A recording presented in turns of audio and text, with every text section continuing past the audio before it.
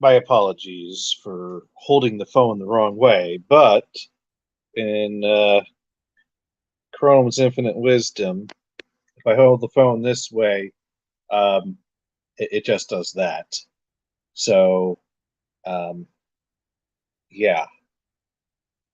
But anyways, um, a while ago when I started doing vintage computer streams, Dune observed something on one of my streams, and that is that when I boot to an early version of DOS from the early 80s, it asks me to enter the date, and I put in a standard date.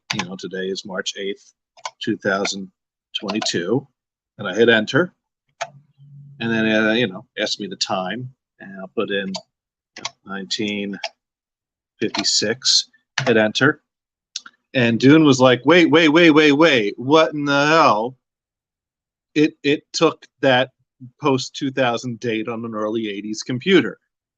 What was all this Y2K crap in the 90s? And yes, there was a lot of bullshit about Y2K, and it didn't shape up to be the disaster that some people were saying it was going to be. There was a lot of real things too. And I'm going to show you one of the real things, actually. Because, yes, compact DOS 2.12 takes a 4-digit year. No problems there. Compact DOS 4-digit year, no problems. Now, I have seen some version variations of DOS 2 from other OEM computers that did have a problem with a post-2000 date. But compact DOS 2.12, no issue with a 4-digit date. However, I found a clock card that I actually could find drivers for, and I have it in here. And the clock card uses 2 commands. And I decided for simplicity to put the 2 commands in my DOS directory rather than have them sitting in the root of the C drive.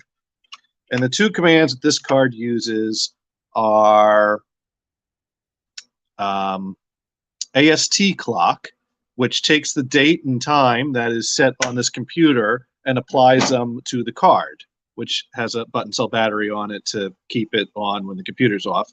And set clock is the command that takes the date and time that's been programmed on the card and sets it in the computer clock. So you would get the clock right on the card, and then you would put set clock into your autoexec batch file, or run it manually if you're into kinky shit like that. And then, that way, rather than have to type in the date and the time every time you turn on the computer, there it goes. It sets itself, or it sets it with a single line command. And if you can read the screen here, you can see my astclock.com file was edited March 9th, 2018. My setclock.com file was edited March 20th, 1984. And the reason for that is because when I did research for the drivers for this, I found someone had patched the astclock.com file because that file had a Y2K bug. And I assumed that meant that it was only a problem on that file because they didn't offer patched files for AST clock and set clock. So I grabbed the patched AST clock, I grabbed the set clock from the driver I downloaded online, I loaded them in here. And so if I run AST clock, it will take the date and time that we just set there and apply it to the clock card. And that pulled up the date and time perfectly fine without any issue, which means I should be able to set the clock and the time from that by running the set clock command. And I should also be able to put that in my autoexec batch file. But right here is where things get interesting. Because there, it now just set my date to March 8th, 99. March 8th, 99. So yes, Dune, there are Y2K problems. And this is just playful ribbing. I'm not suggesting that there wasn't any bullshit to it, but this is the type of things that were, yeah. So I just want to take a moment to point that out. That in addition to playing with these computers, you see, wait a minute, not everything broke after Y2K. No, there are some things that when you deal with this hobby are broken for Y2K. So now I got to go find a patched version of the setclock.com file. Uh, I'd assume that if there's a patched version of the AST clock, there must be a patched version of the set clock. Otherwise, what use is the AST clock patch? So yeah. Anyways, so as you can see, this machine is still working great, put back together. And yeah, I put that other clock card in here, which you can see is I'm getting closer to working. So I'm getting to a point where I can turn this on and not have to set the date and time. So that's great. And Nashi best. Oh, that's probably some kind of a spam that just got messaged to me. Thank you.